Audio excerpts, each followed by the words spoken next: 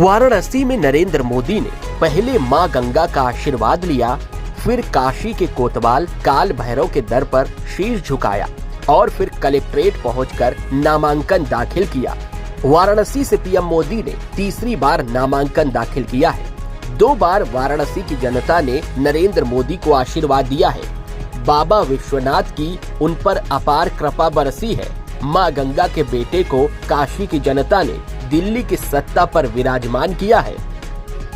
इस बार पीएम मोदी फिर से वाराणसी से चुनाव लड़ रहे हैं। उन्होंने अपना नामांकन जमा कर दिया है। 4 प्रस्तावकों के साथ पीएम मोदी कलेक्ट्रेट पहुंचे। पीएम नामांकन कक्ष में 50 मिनट रहे। वे प्रस्तावकों के साथ कक्ष में खड़े रहे।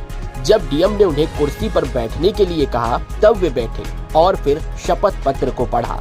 नामांकन नरेंद्र मोदी का था, इसीलिए भव्य कार्यक्रम था। गृह मंत्री अमित शाह, रक्षा मंत्री राजनाथ सिंह, जेपी नड्डा समेत योगी आदित्यनाथ, दक्षिण से लेकर पश्चिम तक के एनडीए नेता पहुंचे थे और एनडीए की एकजुटता का संदेश दिया तो शक्ति प्रदर्शन कर विरोधी दलों को चेताया।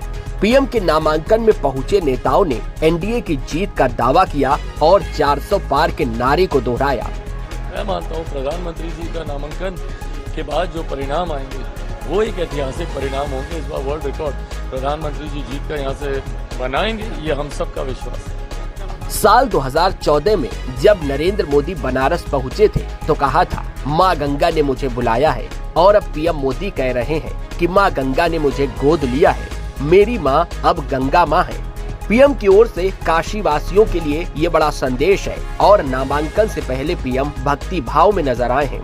पूजा पाठ और भक्ति भाव में सराबोर होने के बाद पीएम मोदी ने नामांकन किया है। नामांकन के दौरान 4 प्रस्तावकों में गणेश्वर शास्त्री, बैजनाथ पटेल, लालचंद कुशवाहा और संजय सोनकर शामिल रहे। गणेश्वर शास्त्री ने राम मंदिर का मुहूर्त निकाला था, जबकि अन्य 3 प्रस्तावक स्थानीय बीजेपी नेता हैं। बता दें कि पीएम मोदी ने वाराणसी से ही 2014 और 2019 के लोकसभा चुनाव में प्रचंड जीत दर्ज की थी। उन्होंने कांग्रेस के अजय राय को हराया था। इस बार पीएम मोदी के सामने तीसरी बार अजय राय हैं, जो अपनी जीत का दावा कर रहे हैं। दरअसल सोमवार को पीएम मोदी ने वाराणसी में रोड शो किया था। इसके बाद उन्होंने काशी विश्वनाथ मंदिर में बाबा विश्वनाथ की पूजा अर्चना की थी। वाराणसी की जनता का भी मानना है कि 10 साल में शहर में विकास तेजी से हुआ है। काशी विश्वनाथ कॉरिडोर समेत कई विकास कार्यों की साक्षी काशी की जनता है। बता दें कि वाराणसी सीट पर 1 जून को आखिरी चरण में वोटिंग होगी। देखना होगा इस बार काशी की जनता क्या तय करेगी।